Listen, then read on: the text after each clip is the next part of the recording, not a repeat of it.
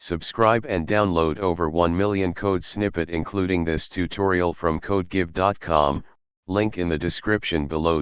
Amazon Web Services, AWS, provides a powerful set of cloud services, and Boto3 is the Python SDK, software development kit, that allows developers to interact with AWS services using Python. In this tutorial, we'll guide you through the basics of using Boto3 to interact with AWS services using Python. AWS account. Make sure you have an AWS account. You can sign up for an account on the AWS website. Python and Boto3 installation. Ensure that you have Python installed on your machine. You can install Boto3 using the following command. AWS Credentials. Set up AWS Credentials by either configuring AWS CLI or setting environment variables. For more details, refer to the AWS documentation.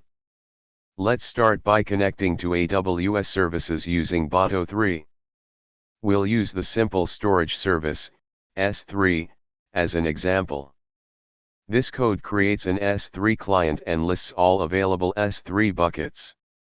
Replace your bucket name and path /to/your/file.txt with your S3 bucket name and the local file path you want to upload.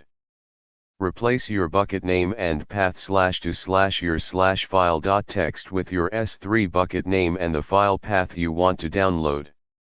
This code lists all EC2 instances and their states. Boto3 simplifies the process of interacting with AWS services using Python.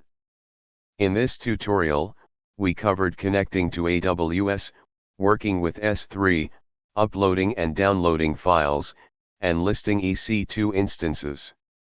Explore the Boto3 documentation for more functionalities and details on other AWS services.